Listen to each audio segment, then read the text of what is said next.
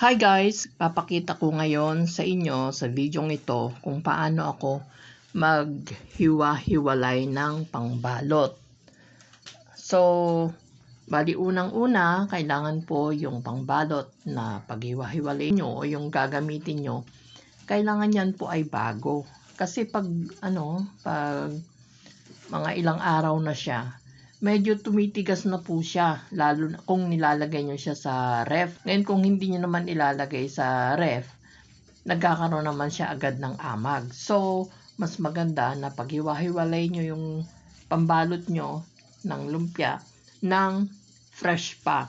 Mas madali po siyang paghiwa-hiwalayin. Katulad nung pinapakita ko dyan, no?